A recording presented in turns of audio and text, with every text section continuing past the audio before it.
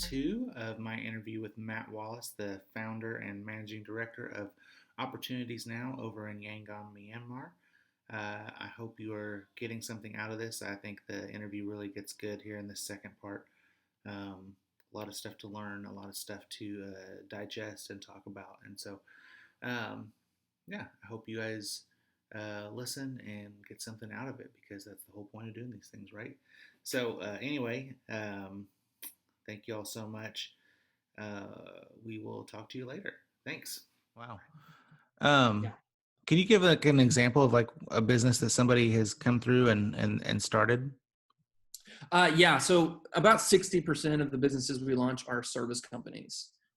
This might be like a beauty salon or a barber shop, or it might be that someone has bought a fleet of trishaws and they're managing the fleet of trishaws. So they'll have 3 or 4 trishaws that have riders that they've recruited that Those are they like own the taxis, trishaws, right? and yeah, exactly right. Yeah, they're the 3-wheeled bicycles with the side cars on the Gotcha. side seats on them. I mean, which, for Americans are incredibly tiny, but for Myanmar people, I can't fit into it. I'm not a big guy. I can't fit into them. But Myanmar people ride them everywhere. And then another maybe 20% of those businesses are trading companies. And so, sorry, I got those numbers backwards. 20% are service, 60% are retail. Retail businesses. This is like a grocery store, or I buy goods and I sell goods at slightly marked up prices, or I might provide household wares. So those businesses don't have, they're not incredibly creative, but they are run by this young woman who's taken a risk to launch her own business and has taken a loan to launch her own business, which our company connects them to the finance they need. In general, they couldn't get that money, but because they come through our program, they're able to get access to it. And then 20% of them are like micro manufacturing businesses, which the coolest thing is when you have a young woman, 25 years old, who will buy 8 or 10 sewing machines and employ a bunch of her friends to do, sewing on the side of one of these factories, to sew on buttons or to sew a specific part of the good that the factory is making. And so you have this woman who's created 8 or 10 jobs for other people like her. And that is just one of the coolest things to see that come out of them, the idea come out of their head, and the research they did to understand the market, and then the actual operation of it. It's just an incredible thing to see. That's the coolest part of what we do. So we're talking simple business models, but the point is confidence that's been built. The point is that in the long run, they're going to have the capacity to make decisions. They may not be in business forever. They probably won't be. But they will have gained a lot of confidence. We call it agency. Agency is just the ability to make decisions for yourself, to have a presence, to have influence on your own life. And most of these women don't have it, and we help them develop it. So let me ask you then, what is it in the culture there that kind of requires you to build up this confidence in these women? Like, what is going on in the culture that's causing them to need that? Well, it's funny because it's kind of the same culture that we have in the West. We may be more aware of it now, but the traditional society it's a paternal society. It's a society that empowers men over women. It's a society that doesn't think of women as leaders. And really, if for the Myanmar situation, you might have a household with 2 or 3 children, and if you cut out. You might be able to invest in the education of one of those children. Sorry, if you as a Myanmar household with 2 or 3 children, you probably lack the resources to invest in the education of all of them. And so typically you're going to choose one that gets education, and the other 2 are going to support that. And that means typically you're going to choose the son, the oldest son. And the oldest son is the one that's going to get the education. It might be the youngest son that gets the education, but the women typically are going to work to support that education. I've met so many women who think that they've got to send their little brother to university, and so they work to support that, which is a fascinating concept. It's so sacrificial and beautiful and amazing. But this assumption is that you can only do that in a factory. And Mm-hmm. so you go to the city and you get a factory job. When honestly, a factory job is going to make you $100 a month. If you launch your own business, we can double that. You can make $200 a month. And so you can do more to support your family, but you're doing something that you enjoy, and you're doing something that you have control in, and that you actually have an individuality to you, that you matter as a person. You're not just one of thousands that have a dangerous life. It's amazing. Just a quick story about the dire nature of factory work. In Myanmar, these women don't complain about how little they make. They don't even complain about the condition of the factory. They complain about the dangerous walk in the dark in the morning and the dangerous walk home at night. The streets aren't lit. You're crossing a giant road. It's not uncommon for women to be attacked in the dark. And so it's that experience, the life of it, that is just terrible. That's the worst part of it. So trying to give them a sense that they're known and that they matter and that they're an actual person that has ideas that are God-given. That's the key piece of this, and that's honestly needed in a lot of places. It's needed in the States oftentimes. Oh yeah. We need to speak to women and say, you matter. And Yeah. Yeah, for sure.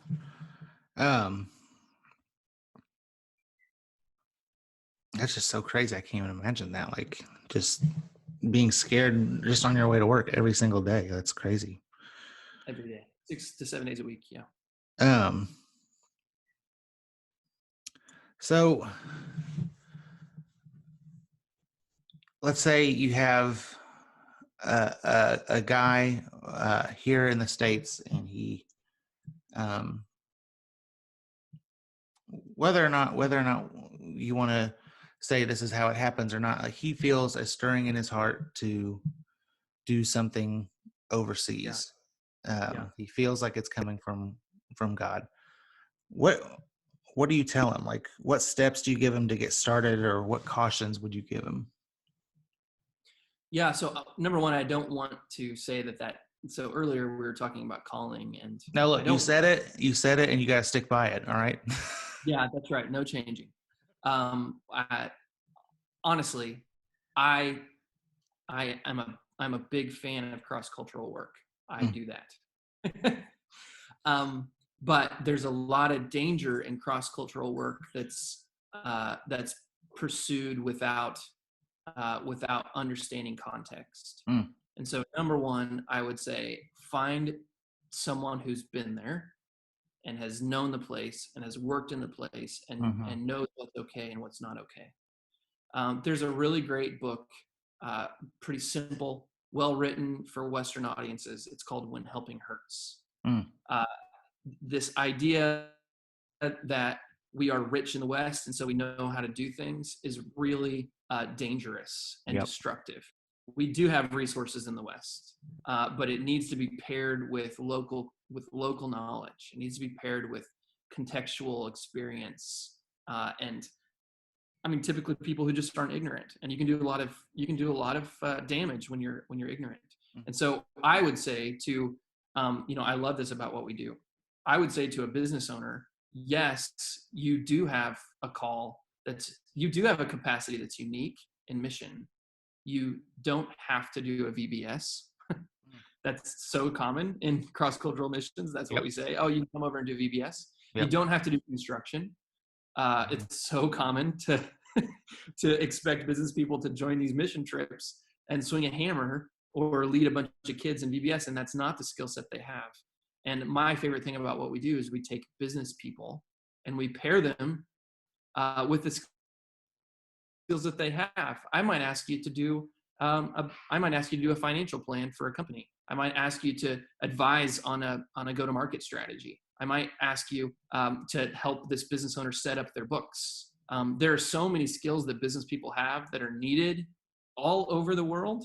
And if it's done with a strong partner who understands the context, that benefit can be so long-lasting. And it's essentially use the skills that God has given you to improve people's lives. And that can be done overseas. in just effective of a way as in the States. But then I would also tell you that there are young business owners in the States that would benefit from the same thing. Yeah. You may not need to go overseas to do this. You might want to practice it where you are right now, finding young, underserved. If you look, uh, there are far fewer young African American business owners going to business school than there are white business owners going to business school. So I would say in your own communities, you probably will find some people who would benefit from your know-how and your experience. Yep. And maybe you should start there and practice there and do it really well where you are. And then, you know what? Come overseas and try it with us. I'd be glad to help you do it here. I think that's the key, is trust someone with the local context, the local knowledge, so that what you're doing has lasting value and not lasting damage. Ooh, I love that. Not true in business. It's true in all spheres. I love that. I got one more question before we get to a lightning round, if you have time. What's one thing you know now, after all these years being over there, that you wish you knew when you were just starting out? I am drawn to working in groups. I work alongside two guys who become my best friends. In the early days, I was more pioneering, and we left kind of on our own. It was my wife and I. We went to this place. We were the first foreigners from our organization to come here, and I almost died from it. I almost died inside from it. I need community, and I need groups of people to do things that matter with. Our first 3 years were really rough, and I physically showed it. I lost a lot of weight that I didn't have to lose. I was, I'm sure, mentally dealing with some things, spiritually was dealing with some things, and it was because I was alone. I was doing stuff by myself. Yeah. And what I've learned in the last 8 years is that if you do things together with the church, that requires dying to self often. It requires humility, and it requires sometimes being humbled. If you have that, though, you can accomplish incredible things on behalf of the kingdom, and you can do it in a way that you can stay healthy. You don't have to burn out. You don't have to kill yourself to do this thing, and you can really enjoy what you're doing. No matter what type of work it is, you can enjoy what you're doing if you're doing meaningful things on behalf of people alongside brothers and sisters who also get it. So there's a sense in the States we're really individualistic. We're really self-focused and self-driven, and we think I've got to do this thing alone. I know a lot of entrepreneurs that are that way, and I totally get it, because that's what we honor in society. Our stories about entrepreneurs are stories like these individual guys who were jerks. Steve Jobs is like the greatest story of the greatest entrepreneur ever, and he's a jerk. He was a jerk who honestly didn't get along with people, and we think that's the best model, and that's the model we worship. But honestly, we can be redemptive in our work alongside others, and find that you can go a lot further and impact a lot more, and bring the kingdom where you are if you're doing it alongside people. I love it. So not the one thing, that's like the whole lesson. But that's the whole lesson. That's my 12 years wrapped up in a bow. I'm so fortunate. It's just amazing to get to do this with people I love. And with 30 young people who are fun and creative, and who love what we're doing too, and are totally engaged with it. It's a job for them, but it's a life for them. And that's a pretty amazing thing to see. Even when we're working from home, we're still connected. We've had to do that just as much here. And it's fascinating. I'm pretty fortunate. Well, I know you guys are doing amazing stuff over there, and I'm just so thankful to know you guys and to see what God's doing through y'all. You have a couple minutes to do our lightning round. These are questions of little to no importance. Actually, yours kind of have a little bit of importance to them, but if you got time. I do. All right, we're gonna start lightning round. Question number 1. You're a big reader. What's your favorite book that you've read this year? Oh, you shouldn't ask me that. I'm asking it, and you're going to tell Can me. you ask me the next question and I'll think about that one? What food do you miss most from back home? What food do I miss? You know what? I like a diner burger. Mm, It's hard to get a diner burger here. It's hard to get like a Freddy's or a yep. Steak and Shake kind of style burger. Yep. You can't get it here, and I miss that. So I miss that so much. Now Uh, back to the book.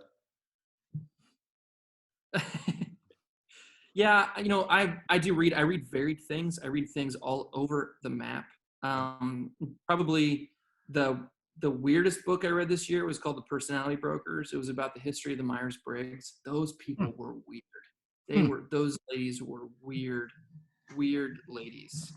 But probably the best book I've read so far this year is called The Light That Failed, A Reckoning. It's about uh, liberal democracy. So, the democracy that the West espouses, and how in the aftermath of the fall of the Soviet Union, we had the sense that the end of history was here and democracy had defeated communism, and now everything was going to become democratic. But in the world today, you see a rise in autocratic leaders, a rise in military dictatorship, a rise Oh, you cut out. in non-free systems. And so we see a rise in non-free systems Mm, around the world. And so we thought that democracy had won, but we went wrong at some point in the 2000s. It mm. has to do with the Iraq War. It has to do with building, trying to recreate our systems in other places that aren't, it's the same thing we've been talking about. Right. Yeah. The West, we think we know the answer. And It's that book is a story evangelism about for a completely different religion, yeah, right? that's right. That's right. And so that book was a fascinating look at why it has failed. Mm. Uh, it was a dark read, but enlightening. um, So yeah, sorry, it's not a spiritual book, but it is no, in that's some okay. ways. That's okay. I mean, you and I are both the same. We like to read just about anything that's good, right? That comes in front of you. And so um, Yeah, I yeah. know It's I did this reading challenge, and my whole goal was to beat you, keeping up on Goodreads and stuff. So ah, you're in a big man. I've only got like 36 books this year that I'm targeting, and you're at like 64 or something, right? I know it's ridiculous. And here's the thing: I read them all. I couldn't tell you half the stuff that I've read because I read it so fast. But it's Well, in there hey, somewhere, right? It's I, I'm reading a book right now. I think that I got the recommendation from you. It's called The New Jim Crow. It's a 10-year oh old yeah, book. hmm Oh my goodness. It's a must read for it's privilege. Oh man. it's so heartbreaking and eye opening and necessary. I think is the biggest word that you can use to describe it. Like everybody needs to read that and see the truth of like what is happening Yeah. with the African American community in our country. It's crazy. And an old book we read, Engaging the Powers, Walter Wink, older Yep. book. And he talks about systems. He talks about how systems can become evil, the powers, the principalities. And when I look at these issues, the new Jim Crow issue, it's so clear that this Yep. has become. You can have individuals who think I'm not this, I don't have this, I'm not a racist. But then when you look at the system that's been taken over by evil and the way it's been, oh gosh, it's also go read that book, Engaging the Powers, Walter Wink. Yeah. He's not a dummy. Right. Um moving on. Next lightning round question. That was really slow for a lightning round answer. The slowest lightning. I'm sorry. um what would you say is each of your boys' greatest attribute so far? Oh gosh. So I'll start with the younger one. Josiah loves life. Like he enjoys life. Mm, He enjoys people. He enjoys, I say he enjoys fun. Everyone enjoys fun, but he just he wants people to enjoy things. yep. And he wants, I mean, it's fascinating to see him bouncing around because he enjoys being around people, and he enjoys doing things with people and discovering things with people. And he's only 7. Yeah. It's amazing to see that. My older one, Judson, he's 10. He thinks about things. He feels for people and what they're experiencing. His least. We don't watch a lot of movies and TV, but when we do watch movies, he can't handle the movies that are cringy. Like, he can't handle people experiencing bad, like, things that are awkward, things that are embarrassing. Yeah. It's not that it is that he doesn't want to be embarrassed, but he doesn't want people to Yeah. be embarrassed. He him in those situations very deeply. The kid reads a ton. He's going to be like you and me having this conversation about dozens of books a year. He just reads and reads and reads. Smart kid. I love my boys. I love it. One place that you've never visited but are dying to go. I know you've been all over the world. One place you've never been that you're dying to go to. Well, just to show that I'm still a red-blooded American, I want to go to Scotland. Wait, that's not a red-blooded American. I really want to go to Scotland. I've never been there. But the Grand Canyon, I've never been to the Grand Canyon. There's a lot in the States I still haven't seen, and the Grand Canyon, I when I go back to the States, I'm always like, hey, can we get a trip out? I want to go to the Grand Canyon too. I've never been, but I'm at this point now. I'm like, okay, I've waited this long to see it. I'm going to wait until Sellers and Gray are at an age where they can at least somewhat appreciate it before, and we'll just do the whole, Great American Family road trip out there. Yeah, that's right. I am also, I have been spoiled in my travel. I've been able to do a lot of things, and later this year, I'm going to hike Kilimanjaro in Tanzania. Oh, that's nothing. Jeez. Yeah, I know, right? It's going to be a blast. I think one of my friends. His name's Brad. Yeah. He and I are going to go do it if we can. Yeah. If travel is possible. If we're not all zombies by then, right? Yeah, right. Okay, so this last question, I stole this from a podcast that I love, but they always end with this question, and I think it's great, and I thought you'd be a good one to ask it too. Can you remember a time that you've laughed the hardest? It doesn't have to be a good story, but just like a time that like you just were doubled over in laughter. Well, I mean, when I think about laughter, I think about hanging out with you and. Oh, you cut out. All I heard was that when you think about laughter, you think about hanging out. We always devolve. I think about hanging out with you. The end. I think about hanging out with you, leading praise and worship in church camps, and in this hours of practice followed by just exhaustion and laughing at the dumbest things. Yep. Laughing at the dumbest things. They weren't even funny things, but we were just so exhausted that we would laugh until it hurt. Oh, yeah. Get around you, Eric, and you and Eric are hilarious, and so I would just laugh at you guys. There was some insane stuff. I wish we had it written down or on video or something. I wish there's some stuff that I'm glad that we don't have documented, but I do wish that we had smartphones for a lot of that stuff back in the day, because it was fun. It had gotten in the way, Herschel. Man, it had gotten in the way. We'd have been. It would have. You're right. I'm an idiot. Jeez. Well, I'm gonna wrap up with that, I guess. No, for real. Right. I mean, I love to laugh. I laugh at everything.